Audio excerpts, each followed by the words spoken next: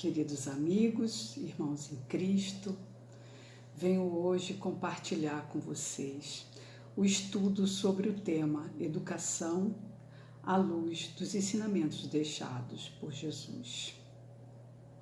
Que a paz do Divino Mestre nos envolva a todos e que os mentores desta casa e o meu querido mentor possam me auxiliar, estejam ao meu lado. É com muito respeito que eu pronuncio a palavra educação. Então vamos começar pela definição, de educação. Educação é o processo contínuo de desenvolvimento das faculdades físicas, intelectuais e morais do ser humano, a fim de melhor se integrar na sociedade ou no seu próprio grupo. Para Dora Encontre, no livro Educação segundo o Espiritismo, educar é influenciar um ser humano para que este possa melhorar o seu progresso espiritual. Então aí a gente já vê a importância dessa tarefa, a importância da missão educativa. Então, o objetivo da educação é atingir, é vivificar e é fortificar o que há de verdadeiramente humano e espiritual. E, além disso, moral em alguém. Na lição 30 do livro Fonte Viva, denominada Educa, Emmanuel comenta a passagem da primeira carta de Paulo aos Coríntios, capítulo 3, versículo 16. Diz ele: não sabeis vós que sois o templo de Deus e que o Espírito de Deus habita em vós? Emmanuel nos esclarece que Deus está em nós, quanto estamos em Deus. Mas para que a luz divina se destaque da treva humana, é necessário que os processos educativos da vida nos trabalhem no empedrado caminho dos milênios.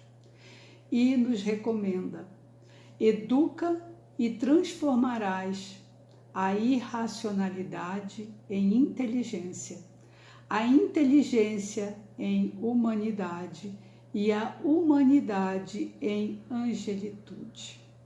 Educa e edificarás o paraíso na terra. Se sabemos que o Senhor habita em nós, aperfeiçoemos a nossa vida a fim de manifestá-lo.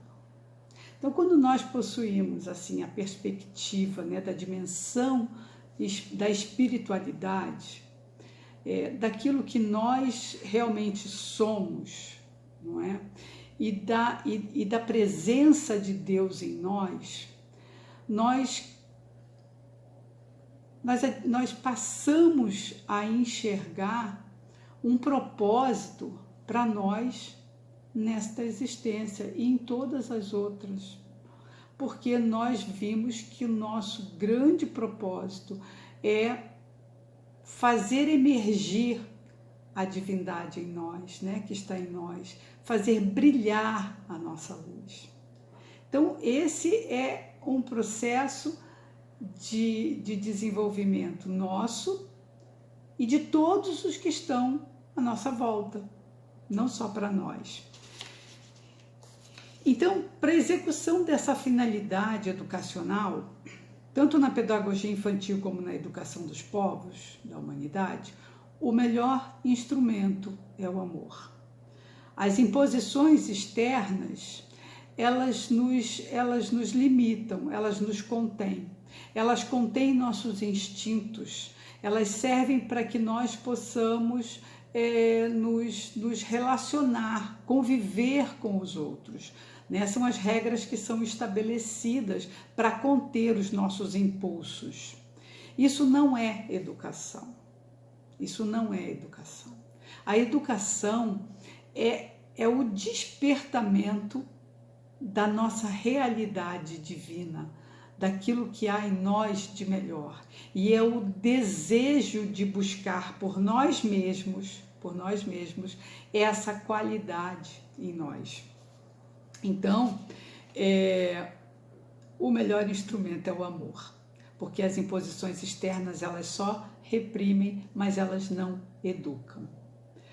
No campo da liberdade e do amor é que o ser espiritual floresce e se faz.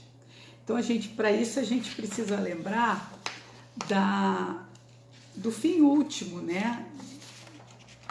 Do fim último da educação para Jesus, que foi enunciado no Sermão do Monte.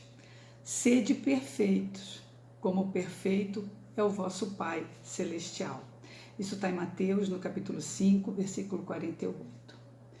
E para a gente ver a importância, né, da educação na obra do Cristo, dentro dos ensinamentos de Jesus, no livro Reflexões Pedagógicas à Luz do Evangelho, da Sandra Borba, ela diz que o único título aceito por Jesus foi o de mestre.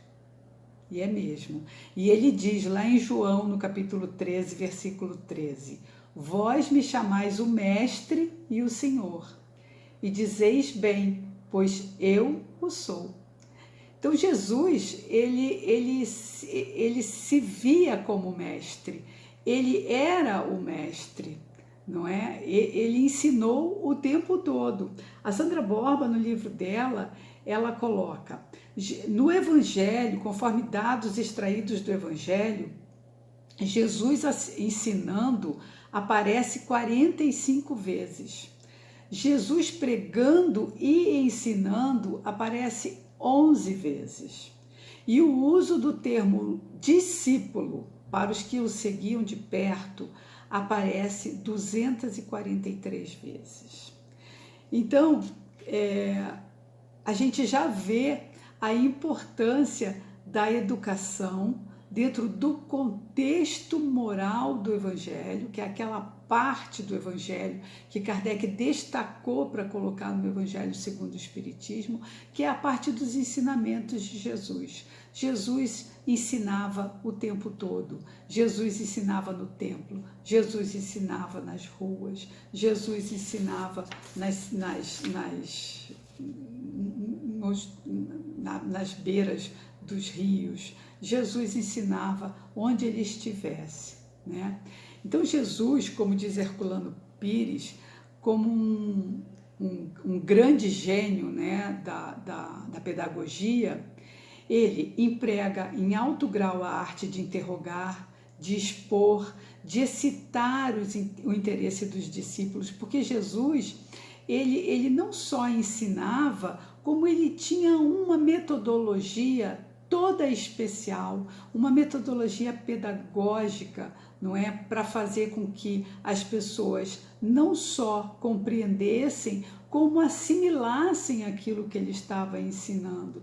E não eram só as pessoas daquele tempo, também as pessoas daquele tempo, mas não só, porque Jesus sempre falou para o espírito imortal. Então, ele é digno, severo, paciente, segundo as circunstâncias dos interlocutores. Ele educava, ele ensinava conforme aquelas pessoas que o estavam ouvindo. Não cai jamais em precipitações que possam fazer malograr o aprendizado. Semeia, espera que as sementes germinem e frutifiquem. Ele dizia, tenho ainda muito a vos dizer, mas vós não o podeis suportar agora. Seus ensinos, eles são claros e intuitivos. Cria figuras literárias e busca exemplos da vida cotidiana para esclarecer seu pensamento. Aperfeiçoou a forma da parábola e revestiu-a de incomparável esplendor. Está aí a obra do Cristo, né? O educador é aquele que ama e se interessa profundamente pelo educando. O Cristo veio à Terra para nos educar, para nos ensinar. E a principal característica do Evangelho é justamente essa ação transformadora.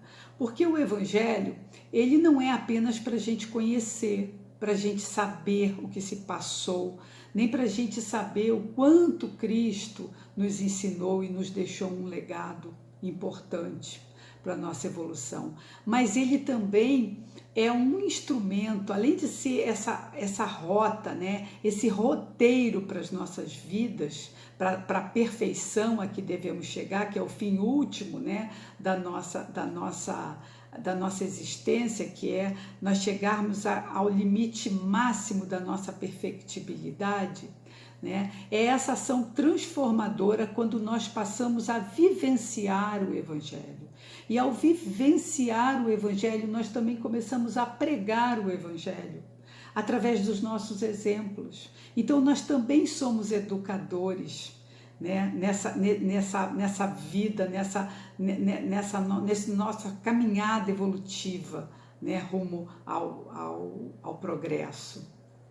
Então, o principal caráter do Evangelho, então, é essa ação transformadora, não é? E ela é voltada para que nós cheguemos a ser um homem de bem, aquele que pratica a lei de justiça, amor e caridade na maior pureza, né? A educação, ela foi a tônica da mensagem do Cristo. E este também é o papel da doutrina espírita na revivescência do Evangelho. Educar os espíritos imortais que nós somos é a finalidade da doutrina espírita. E não foi à toa, então, que Jesus escolheu um educador para codificar a doutrina espírita. Então, quando esteve na Terra, Jesus anunciou o Consolador prometido, né, que viria mais tarde relembrar o que ele nos havia dito e nos ensinar muitas outras coisas no dizer do próprio Jesus. Isso está lá no capítulo 6 do Evangelho segundo o Espiritismo. Kardec disse que o Espiritismo era a terceira revelação na linha judaico-cristã e cumpria a promessa do Consolador, a promessa de Jesus a respeito da vinda do Consolador. Então, cabia, portanto, a Kardec, historicamente, né, fazer uma revisão do cristianismo nos moldes em que ele se encontrava à época de Kardec, né? E ele fez isso certamente sob a supervisão do próprio Cristo, né? Que, segundo muitos de nós espíritas aceitamos, é o Espírito da Verdade. E o Espírito da Verdade disse: venho como outrora entre os filhos desgarrados de Israel, trazer a verdade e dissipar as trevas. Todas as verdades se encontram no cristianismo. Os erros que nele se enraizaram são de origem humana. Então, Kardec, ele não deve ser visto apenas como codificador, mas ele é um intelectual que foi preparado e que ele deu uma enorme contribuição, né, para o pensamento humano, operando uma verdadeira revolução no conhecimento naquela época e também para os dias de hoje, né? Então, vamos falar um pouquinho sobre Kardec, né, que é tão importante dentro dessa ideia de educação. Ele nasceu em Hippolyte Léon Denisard Rivail, em Lyon, na França, em 3 de outubro de 1804. Inteligente, estudioso, estudou na Suíça, no renomeado Instituto Yverdun de Pestalozzi, tornando-se brilhante professor. Kardec era poliglota e escreveu tratados de gramática, aritmética e pedagogia. Em sua casa ensinava os alunos carentes física, química, matemática, astronomia e anatomia. Kardec lançou-se ao trabalho da codificação espírita, tendo por trás de si longa experiência pedagógica, que lhe possibilitava encarar um problema, experimentá-lo, enquadrá-lo num conjunto harmonioso e arquitetônico. Então, Kardec era um homem preparado. Ele veio sendo preparado pela espiritualidade, ele veio sendo preparado pelo Espírito da Verdade, para que pudesse trazer a obra do Cristo, não é? ao maior número de pessoas, livre de qualquer influência dos erros humanos, né? Como o próprio Espírito da Verdade falou. E quanto à herança da educação de Kardec, ainda quando era Hippolyte Léon Denis Rivail, ela foi recebida de Pestalozzi. E a proposta pedagógica de Pestalozzi influiu sobremaneira no perfil de Kardec. E entre os objetivos educacionais encontrados em Yverdun estavam a liberdade de pensamento, a liberdade religiosa e a convivência entre diferentes credos. Então, era uma religiosidade sem dogmas, predominantemente moral, uma capacidade de observação empírica dos fenômenos naturais e da sociedade humana, o desenvolvimento da linguagem como expressão precisa e conectada com a realidade, o desabrochar integral das potencialidades humanas, a educação através do diálogo e da ação, da vivência interior e da experiência prática. E Jean-Jacques Rousseau, que foi mestre de Pestalozzi, entendia a educação cuja tônica principal é a liberdade, deve ser antes, uma proteção da criança contra as más influências de uma sociedade corrompida do que uma introjeção de valores e ideias. Então, é que a consciência humana, habitada a divindade em nós, que mais do que razão é o sentimento do bem e do mal, manifesta-se espontaneamente, devendo ser antes protegida da degeneração que moldada do exterior. Então, a ideia de educação que Kardec trazia, né, já fruto da orientação pedagógica de Pestalozzi e de Jean-Jacques Rousseau, era justamente essa proposta, a mesma proposta cristã, né? Como um projeto de educação para a humanidade. Então, a ideia já não era mais uma proposta de educação que viesse de fora para dentro, colocando valores externos, mas o desenvolvimento de uma capacidade intrínseca ao ser humano para que ela viesse a aflorar, não é? Sozinha, ou seja, numa autoeducação. Então, a verdadeira educação é aquela que auxilia ao próprio educando a tarefa de se autoeducar, ou seja, de buscar os valores mais importantes da divindade, os valores morais, né? Então, em um dos livros mais brilhantes de Pestalozzi, chamado Minhas Indagações sobre a Marcha do Desenvolvimento da Humanidade, ele anuncia a teoria dos 3 estados. Ele fala do estado natural, do estado social e do estado moral. Resumindo, o estado natural seria aquele dos nossos instintos, que são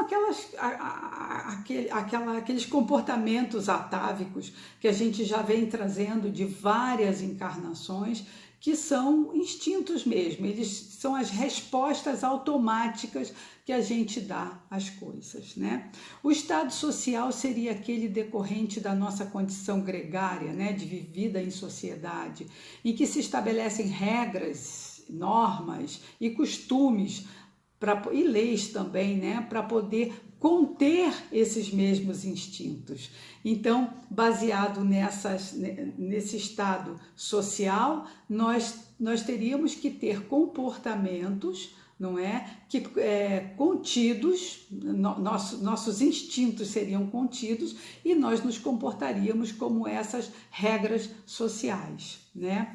Mas o estado social, ele cria um conflito, né, entre aquilo que eu sou, né, entre aquilo que eu trago, entre o meu comportamento instintivo, não é? E entre as regras sociais, as normas, os costumes e as leis, não é? Que vão, na verdade, conter o espírito, mas essas regras não vão educar. Eu sei que eu tenho que cumprir, mas eu não cumpro porque está dentro de mim. Porque à medida em que eu tenho a lei dentro de mim, eu não tenho mais necessidade da lei. A lei só serve para criar um comportamento, para criar uma conduta, não é para forjar essa conduta. Se eu já ajo assim naturalmente, eu não preciso daquela lei. Eu gosto de dar o exemplo da lei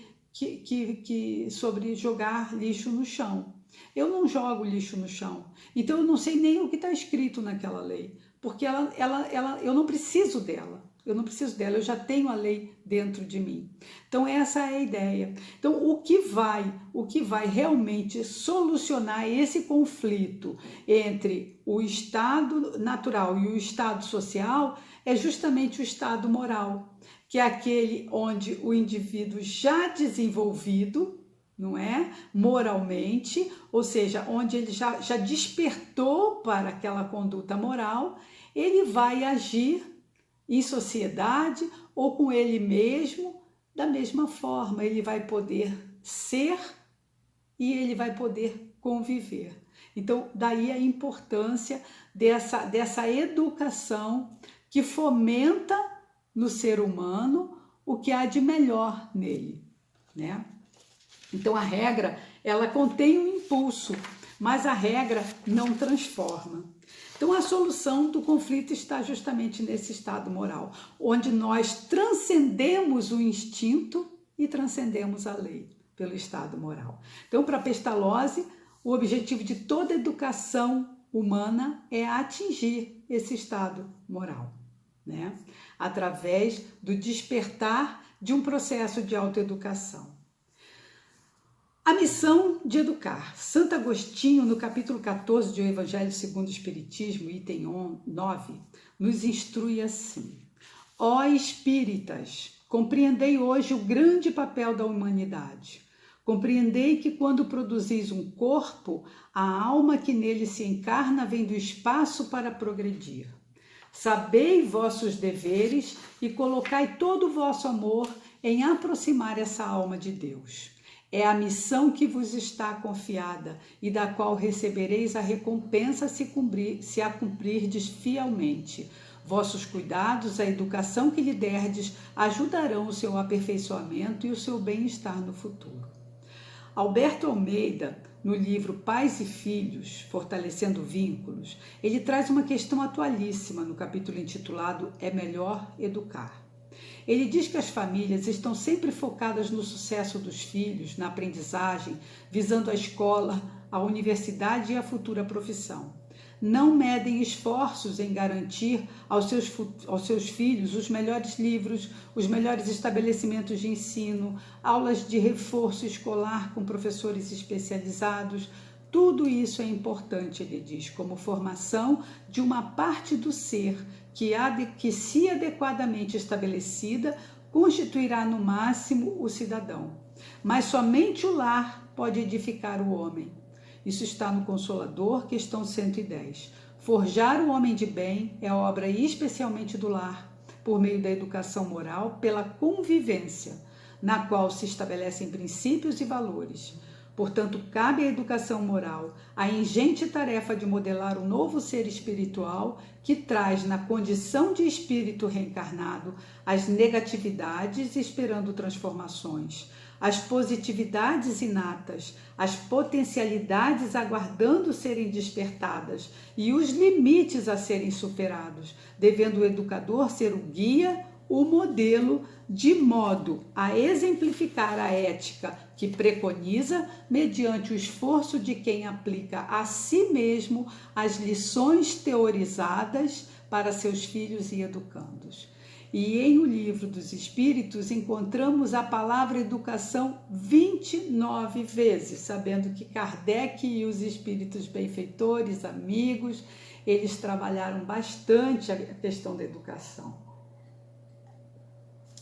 Diz a questão 917 de O Livro dos Espíritos: a educação, se for bem compreendida, será a chave do progresso moral, quando se conhecer a arte de manejar os caráteres como se conhece a manejar as inteligências. Poder-se-á endireitá-los da mesma maneira que se endireitam as plantas novas.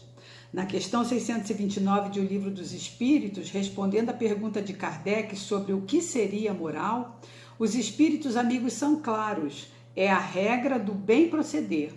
É a presença da lei natural na consciência de cada um, que pode ser resumida na frase de Jesus: não façais ao outro o que não queiras que os outros vos façam. Ainda na questão 685 de O Livro dos Espíritos, Allan Kardec define educação como sendo o conjunto de hábitos adquiridos. Ele faz uma importante distinção entre educação intelectual e educação moral. E dentro da educação moral, ele ainda distingue a educação moral pelos livros e a educação moral como a arte de formar caráter, a educação que incute hábitos. E ele diz: há um elemento que se não costuma fazer pesar na balança e sem o qual a ciência econômica não passa de simples teoria. Esse elemento é a educação. Não a educação intelectual, mas a educação moral. Não nos referimos, porém, à educação moral pelos livros, e sim a que consiste na arte de formar os caráteres, a que incute hábitos, porquanto a educação é o conjunto dos hábitos adquiridos. Somos espíritos necessitados de criar novos hábitos e de vivermos com novos propósitos existenciais, como espíritos imortais, estando na construção de nós mesmos. Não há nenhum conflito entre a educação moral e a educação intelectual, porque elas são habilidades distintas e complementares que contribuem para a formação plena do ser humano, equilibrado e conectado com a lei divina e com os seus semelhantes. A formação de um ser humano que guarda conexão entre aquilo que ele prega e aquilo que ele vive, porque é muito importante que nós cuidemos, não é? Porque nossos pensamentos, a nossa fala e a nossa ação tem que estar em completa sintonia, né? Nós temos que ser constantes entre aquilo que a gente fala e o que a gente faz. Ao educador espírita ou não, especialmente aos pais, compete a importante missão, importante e sublime missão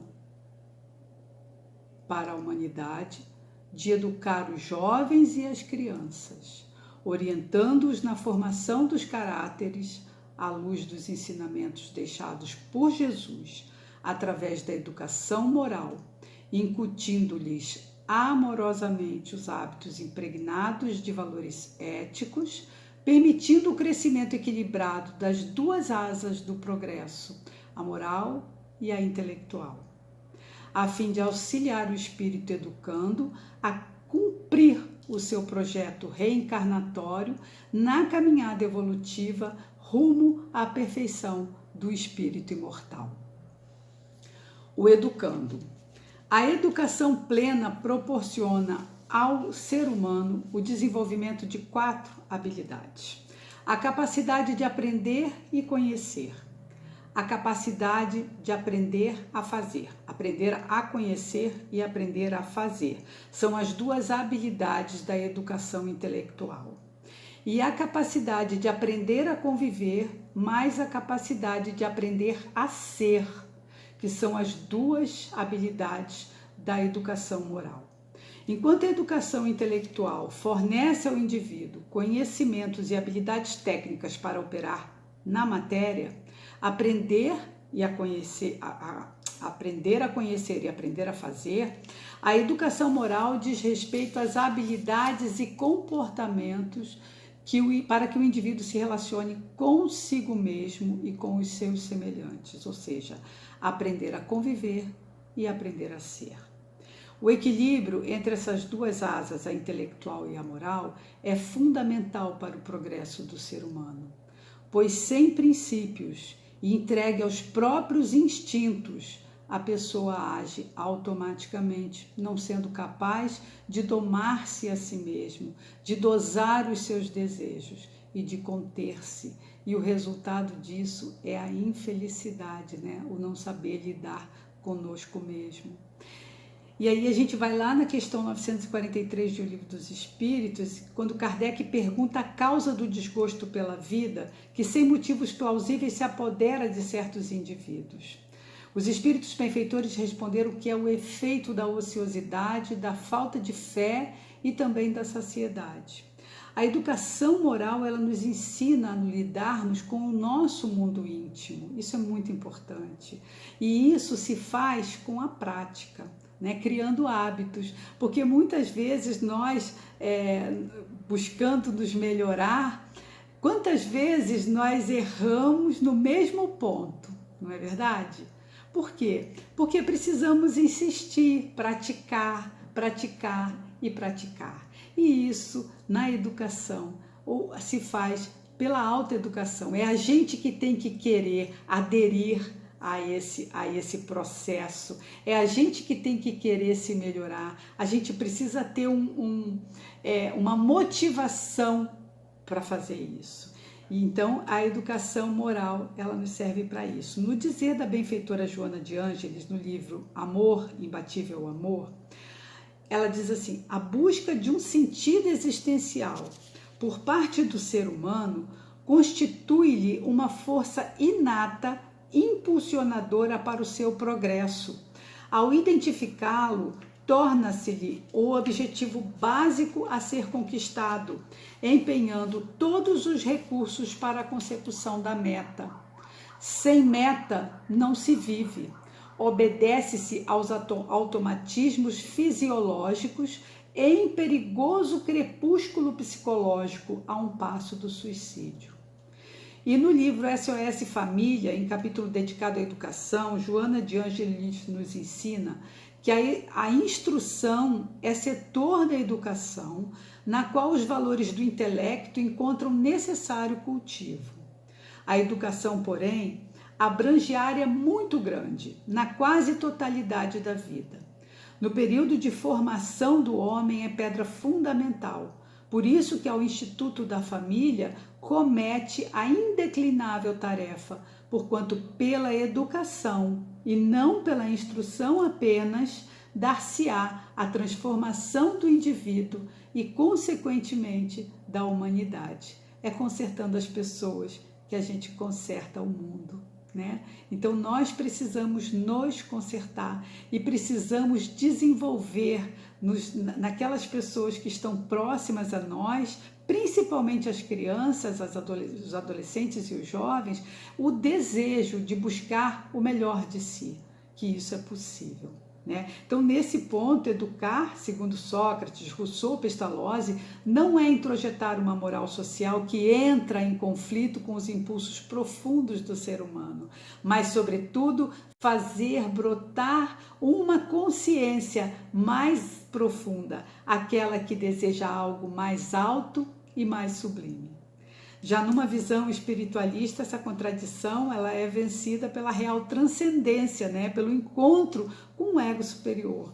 A educação ela não se limita a dar limites, ela deve transcender esses limites, né? Que são criadores de conflitos e repressões, para acordar uma alma com a moralidade intrínseca a que possui como herdeira da divindade.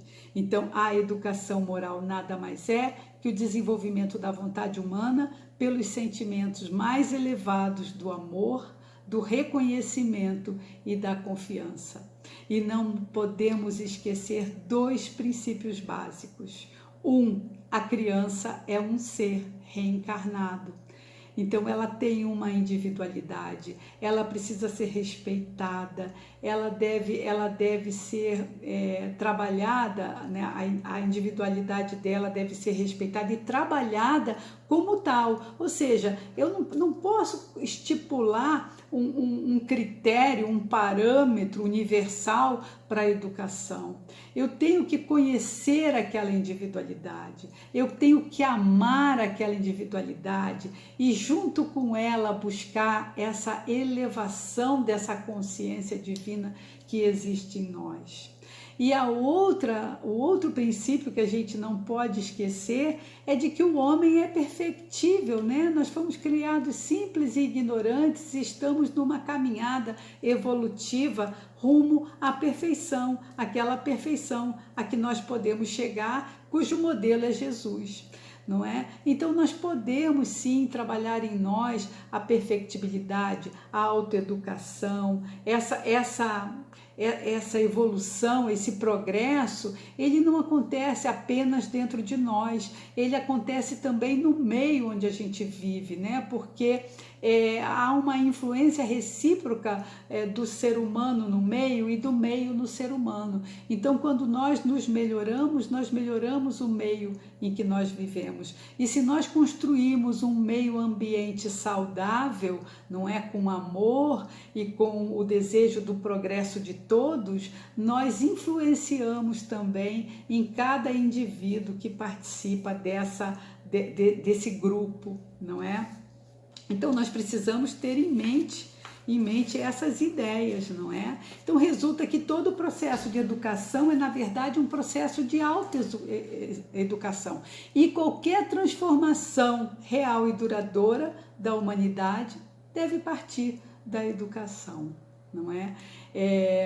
E essa educação, ela deve vir de uma atividade amorosa, de uma atividade afetiva, né? Que tenha como objetivo mesmo o desenvolvimento do ser humano. Então, segundo a filosofia espírita, a existência humana é um projeto educacional para a eternidade, pois a nossa meta é a perfeição. O cerne da filosofia espírita é uma proposta de educação do espírito imortal. Então, assim, todo espírita deve se empenhar em sua autoeducação, procurando desenvolver todas as suas potencialidades. Nós temos muitas potencialidades a serem desenvolvidas e não estamos educados porque nos tornamos adultos. Nós continuamos no nosso processo de autoeducação durante todas as nossas existências, porque a cada vez que a gente reencarna, a gente evolui um pouco mais, a gente avança um pouco mais dentro desse projeto reencarnatório.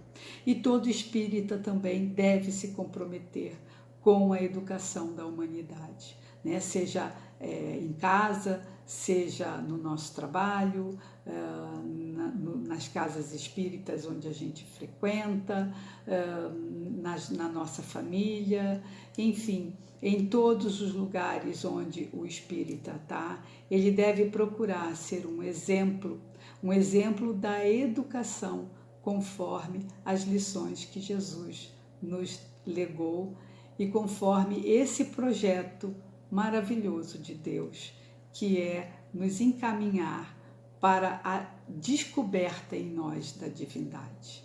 Muito obrigada pela atenção, tudo de bom para todos vocês e muito respeito a essa palavra educação, que possamos lutar por uma educação para todos nós. Muito obrigada.